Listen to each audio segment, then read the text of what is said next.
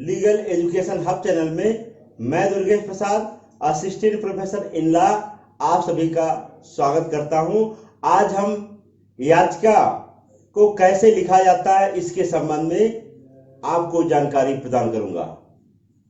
तो आइए देखते हैं कि रिट क्या होती है, ठीक है, और रिट का प्रारूपण कैसे किया जाता है। तो सबसे पहले मैं बताना चाहूंगा कि रिट के संबंध में प्रावधान कहां दिया गया है, रिट को क्यों बनाया गया है। भारतीय संविधान का भाग 3 अनुच्छेद 12 से लेकर के 35 तक मूल अधिकार के संबंध में प्रावधान किया गया है, जिसमें जो अनुच्छेद 32 है, अनुच्छेद 32 में माननीय उच्चतम न्यायालय को रिट याचिका प्रस्तुत करने के संबंध में प्रावधान किया गया है। रिट 5 प्रकार की होती है। पहला बंदी प्रत्यक्षीकरण, दूसरा परमादेश, तीसरा प्रतिषेध, चौथा अधिकार परीक्षा, पांचवा उत्प्रेषण। बंदी प्रत्यक्षीकरण रिट के तहत यदि कोई व्यक्ति जिसका अवैध डिटेंशन हुआ है, यदि किसी व्यक्ति का किसी व्यक्ति के द्वारा गलत तरीके से, अवैध तरीके से निरोध किया गया है, तो वह स्वयं वह व्यक्ति अनुच्छेद 32 और 226 के तहत रिट याचिका प्रस्तुत कर सकता है। एक चीज आपको बताना चाहूंगा, चाहे वह व्यक्ति स्वयं प्रस्तुत करे या उसके तरफ से कोई अन्य हितैषी व्यक्ति यदि प्रस्तुत करना चाहता है तो वह भी प्रस्तुत कर सकता है। लेकिन मैं बताना चाहूंगा कि कोई अजनबी, कोई स्ट्रेंजर बंदी प्रत्यक्षीकरण की याचिका को प्रस्तुत नहीं कर सकता है। दूसरा है परमादेश। यदि कोई ऐसा व्यक्ति, कोई ऐसा अधिकारी जो लोक प्राधिकारी है, जिसको विधिक कर्तव्य पालन करने के लिए कर्तव्य नियत किया गया है, अगर कोई व्यक्ति जिसका विधिक अधिकार प्रभावित हो रहा है, तो उस लोक प्राधिकारी के कर्तव्य के विरुद्ध यदि वह विधिक कर्तव्य का पालन नहीं कर रहा है, तो 32 और 226 के तहत रिट याचिका प्रस्तुत कर सकता है और माननीय उच्चतम न्यायालय और माननीय उच्च न्यायालय उसको विधिक कर्तव्य पालन करने के लिए आदेश प्रदान कर सकते हैं, टू कमांड कर सकते हैं, आदेशित कर सकते हैं। अब तीसरा रिट प्रतिषेध। यदि कोई मामला किसी अधीनस्थ न्यायालय में चल रहा है और वह मामला पेंडिंग है, तो अगर किसी व्यक्ति को जो संबंधित हो उसको लगता है कि न्यायालय जो है अपने अधिकार क्षेत्र से बाहर अधिकारिता का प्रयोग कर सकते हैं या करने की संभावना है, या जो अधिकार उनको दिया गया है उसका उस रूप में प्रयोग नहीं करेंगे, या वह उनके द्वारा नेचुरल जस्टिस का पालन नहीं किया गया है या विधिक त्रुटि की गई है, तो वह व्यक्ति भी रिट याचिका प्रस्तुत कर सकता है। इसमें माननीय उच्च न्यायालय और उच्चतम न्यायालय उस गलती को रोकने के लिए आदेश प्रदान कर सकते हैं, यानी कि प्रोविजन लिखा गया है, यानी कि जो त्रुटि होने की संभावना या त्रुटि हो सकती है उसे रोकने का आदेश प्रदान कर सकते हैं। चौथा है अधिकार परीक्षा। अधिकार परीक्षा रिट एक ऐसा रिट है जिसमें किसी व्यक्ति से जो किसी पद पे आसीन है उससे पूछा जा सकता है कि किस अधिकार के तहत उस पद पे आसीन है, यानी कि उस व्यक्ति से पूछा जाएगा जो किसी पद पे बैठा हुआ है, आसीन है। यहां आपको बताना चाहेंगे कि वहां माननीय उच्चतम न्यायालय, माननीय उच्च न्यायालय उस व्यक्ति से पूछ सकते हैं कि किस प्राधिकार के तहत इस पद पे आप हैं। यदि उस व्यक्ति के द्वारा अपनी आधार को सही ढंग से नहीं बताया जाता है या माननीय उच्च न्यायालय या माननीय उच्चतम न्यायालय उसके आधार को गलत पाते हैं, तो उसके पद को वैकेंट घोषित कर देंगे। फिर अंतिम रिट है उत्प्रेषण। यदि कोई मामला किसी न्यायालय में चल रहा हो, किसी न्यायिक प्राधिकारी के समक्ष चल रहा हो, किसी न्यायाधिकरण के समक्ष चल रहा हो, तो यह न्यायिक प्रकृति की रिट को जारी माननीय उच्चतम न्यायालय और माननीय उच्च न्यायालय द्वारा किया जाता है। इसके तहत यदि वह अधीनस्थ न्यायालय अपने अधिकारिता का गलत प्रयोग कर दिया है या अपने अधिकारिता का कम प्रयोग किया है और उसके द्वारा जो नेचुरल जस्टिस है, नैसर्गिक न्याय है, उसका यदि पालन नहीं किया गया है या उसके द्वारा कोई विधिक त्रुटि की गई है, तो जो जजमेंट उस अधीनस्थ द्वारा, वो अधीनस्थ न्यायालय द्वारा जो जजमेंट जारी किया गया है, निर्णय दिया गया है, उसको माननीय उच्च न्यायालय द्वारा, माननीय उच्चतम न्यायालय द्वारा उसको क्वेश किया जा सकता है, उसको रद्द किया जा सकता है। तो यह संक्षिप्त में पांचों रिटों के संबंध में मैंने जानकारी प्रदान किया। मैं आपको बताना चाहूंगा इस पांचों रिटों के संबंध में अलग से मैं एक वीडियो बनाऊंगा और जल्द ही अपलोड कर दूंगा, जिसको आप देख सकेंगे।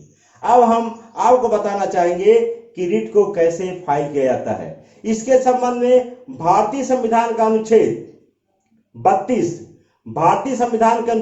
के संबंध में डॉक्टर भीमराव अंबेडकर ने कहा था कि यह अनुच्छेद भारतीय संविधान का हृदय और आत्मा है, अर्थात बिना इस अनुच्छेद के जो भी फंडामेंटल राइट दिए गए हैं उसका इन्फोर्समेंट नहीं हो सकता है। यानी कि अनुच्छेद 32 और अनुच्छेद 226 में जो अधिकार उच्च न्यायालय और उच्चतम न्यायालय को दिए गए हैं, अनुच्छेद 32 में माननीय उच्चतम न्यायालय को, अनुच्छेद 226 में माननीय उच्च न्यायालय को जो दिए गए हैं, बहुत ही महत्वपूर्ण अधिकार है। क्योंकि यदि हमारे पास राइट है तो रेमेडी जरूर होना चाहिए, और रेमेडी प्रदान करने में माननीय उच्चतम न्यायालय, माननीय उच्च न्यायालय सजग प्रहरी, सेफ गार्ड के रूप में, संविधान की रक्षा करने के रूप में लगातार अपने कर्तव्य का पालन किए हैं। तो हम बताना चाहेंगे कि यदि आपको रिट लिखना है तो रिट कैसे लिखा जाएगा। सबसे पहले अगर आप किसी उच्च न्यायालय में किसी रिट को फाइल कर रहे हैं तो आपको निम्न बिंदुओं को लिखना होगा, अर्थात आप देख लीजिए मेन एलिमेंट ऑफ पेटिशन या writ, main element of petition, इसको हम जूम करके आपको दिखा रहे हैं, याचिका के मुख्य तत्व। सबसे पहले यदि आप किसी उच्च न्यायालय में याचिका को प्रस्तुत कर रहे हैं तो ऑनरेबल हाई कोर्ट, और जहां आप प्रस्तुत कर रहे हैं वह लिखा जाएगा। यदि उच्चतम न्यायालय में प्रस्तुत कर रहे हैं तो ऑनरेबल सुप्रीम कोर्ट। तो सबसे पहले क्या होगा, न्यायालय का नाम, फिर याचिका संख्या केवल आप पेटिशन नंबर डाल करके स्पेस दे दीजिए, फिर स्लैश लगा दीजिए, स्पेस पढ़ने का काम माननीय न्यायालय के द्वारा किया जाएगा। उसके बाद वर्ष आप लिखेंगे, वर्ष आप लिखना है, फिर याचिकाकर्ता का जो पेटिशनर है, पेटिशनर का नेम आएगा और उसका फुल एड्रेस आएगा।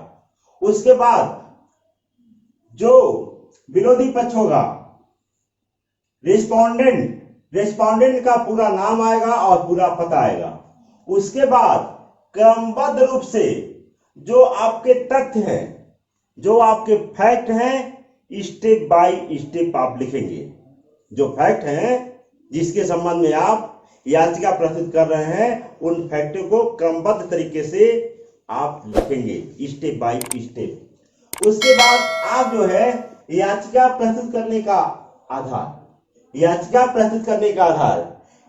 आप याचिका को माननीय उच्चतम न्यायालय में और माननीय उच्च न्यायालय में पेटिशन को क्यों प्रस्तुत कर रहे हैं, इसको आपको लिखना होगा। जैसे मैं एक उदाहरण आपको दे रहा हूं, यदि आप बंदी प्रत्यक्षीकरण का रिट फाइल कर रहे हैं तो इसके आधार को देंगे। यदि आप परमादेश के रिट को फाइल कर रहे हैं तो मैंडमस के परमादेश के आधार को देंगे।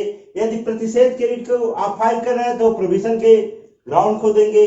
फिर अधिकार की इच्छा क्वियो वारंट हो तो इसके ग्राउंड को आपको देना होगा। फिर उत्प्रेषण सेल्सियरारी के संबंध में आप प्रस्तुत कर रहे हैं तो इसके ग्राउंड को आपको देना होगा। यानी कि सबसे महत्वपूर्ण चीज जो आपको ध्यान देना होगा वह यह है कि याचिका प्रस्तुत करने का ग्राउंड क्या है, आपके पास आधार क्या है। फिर उसके बाद माननीय उच्च न्यायालय या उच्चतम न्यायालय से क्या चाहते हैं, रिलीफ आपको क्या चाहिए, अनुतोष क्या चाहिए, यह भी आपको पेटिशन में लिखना होगा। साथ ही साथ एक चीज और आपको बताना चाहूंगा, यहां जब आधार लिखेंगे तो आपको जो विधि संबंधी चीजें हैं उसको भी आपको लिखना होगा, ठीक है। उसके बाद आपने इसको तैयार कर लिया, उसके बाद रेस्पोंडेंट का यहां साइन आएगा, ठीक है। उसके बाद यहां डेट आएगा, दिनांक आएगा, और उसके बाद स्थान आएगा, ये लिखेंगे। इतना केवल आपको लिखना है। संक्षिप्त में बता दूं, याचिका के मुख्य तत्व, माननीय उच्च न्यायालय जहां प्रस्तुत करना है उसका नाम आप लिखना होगा, स्थान लिखना होगा, उच्चतम न्यायालय नई दिल्ली वहां आप लिखेंगे, जैसा आप प्रस्तुत करेंगे वैसा आपको लिखना होगा। याचिका संख्या को आप छोड़ देंगे, वर्ष आपको द्वारा लिखना है, याचिकाकर्ता का नाम वह पूरा पता आपको लिखना है, बनाम विरोधी पक्ष का नाम वह पूरा पता, क्रमबद्ध रूप से तथ्यों का स्पष्ट क्लियर मेंशन होना चाहिए, लिखा होना चाहिए। साथ ही साथ विधि संबंधी जो क्वेश्चन एराइज हुआ है इसको भी आप लिखेंगे। फिर याचिका प्रस्तुत करने के जो प्रमुख आधार है, जिस ग्राउंड के आधार पे जिसके विषय में आप लिख रहे हैं उसको आपको प्रस्तुत करना होगा। फिर आपको अनुतोष आपको लिखना होगा कि माननीय उच्च न्यायालय में अगर प्रस्तुत करना है तो उच्च न्यायालय में, और उच्चतम न्यायालय में प्रस्तुत करना है तो आप वहां लिखेंगे रिट में कि आप न्यायालय से, माननीय न्यायालय से आप क्या चाहते हैं, अनुतोष आपको क्या चाहिए। उसके बाद आपका जो याचिकाकर्ता होगा उसका नाम होगा, उसका साइन होगा, फिर दिनांक और स्थान। और आपको बताना चाहेंगे कि जो याचिका प्रस्तुत किया जाएगा उसके समर्थन में जो तथ्य प्रस्तुत किए जाएंगे उससे संबंधित जो दस्तावेज होंगे, जो प्रमाणित प्रति होगी, जो दस्तावेज होंगे वह भी इस पिटीशन के साथ आपको संलग्न करना होगा। साथ ही साथ ये कि और आपको बताना चाहूंगा कि जो ये पिटीशन आप प्रस्तुत करेंगे उस पिटीशन के साथ आप एक एफिडेविट भी लगाएंगे, एक शपथ पत्र भी लगाएंगे, जिसमें आपको क्या क्या लिखना है, ठीक है। उसमें आपको जिस प्रकार आपको बताया गया कि न्यायालय का नाम लिखेंगे, याचिका की संख्या, फिर याचिकाकर्ता का नाम और बनाम विरोधी पक्ष का नाम लिखेंगे, फिर इसमें लिखेंगे नाम और पता जो ऊपर दर्ज है वो पूरा सही है, और मैंने याचिका में जो चीजें लिखी हुई हैं उसको मैंने पढ़ करके समझ लिया है और जान लिया है कि जो लिखा हुआ है पूरी तरह सही है। फिर उसके बाद आप लिखेंगे शपथ पत्र के साथ दाखिल समझ एनेक्सर मूल की कॉपी है, यानी कि जो आप दस्तावेज याचिका के साथ प्रस्तुत किए हैं वह जो मूल दस्तावेज है उसकी फोटोकॉपी है, यानी कि आपको एनेक्सर में लिखना होगा। फिर उसके बाद आप लिखेंगे पैरा स्वयं की जानकारी से सही है, यानी कि शपथ पत्र में पैराओं के संबंध में आप लिखेंगे कि यह समझ पैरा पूरी तरह सत्य एवं सही है। तो यह याचिका के संबंध में मैंने जानकारी प्रदान करी। एक जानकारी और मैं आपको प्रदान कर देता हूं कि फंडामेंटल राइट के संबंध में, फंडामेंटल राइट क्या, यदि वायलेशन हो रहा है तो आपको उच्चतम न्यायालय में पिटीशन अगर आपको प्रस्तुत करना प्रस्तुत कर सकते हैं। यदि आपका फंडामेंटल राइट प्लस अदर कोई राइट है, कोई लीगल राइट है, तो आप जो है माननीय उच्च न्यायालय में अनुच्छेद 226 के तहत रिट को प्रस्तुत कर सकते हैं। यानी कि संक्षेप में कह सकते हैं कि 32 में केवल मूल अधिकार के संबंध में जा सकते हैं, अनुच्छेद 226 में मूल अधिकार प्लस विधिक अधिकार के संबंध में जा सकते हैं। यानी कि अनुच्छेद 32 की अपेक्षा अनुच्छेद 226 बहुत ही व्यापक है। तो ये महत्वपूर्ण जानकारी मैंने आपको प्रदान किया। इसमें यदि आपको लगता है कि कोई चीज छूट गई है या आप जानना चाहते हैं तो कमेंट बॉक्स में जरूर बताइए। यदि आपका कोई सजेशन है जरूर आप लिखिए। यदि आप वीडियो से पूरी तरह सहमत हैं, संतुष्ट हैं, तो आप जरूर वीडियो को लाइक करिए, शेयर करिए और कोशिश करिए कि यह जानकारी ज्यादा से ज्यादा विद्यार्थियों को प्राप्त हो सके।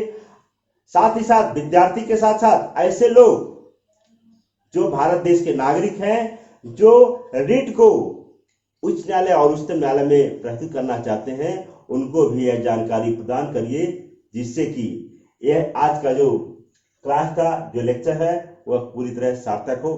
धन्यवाद।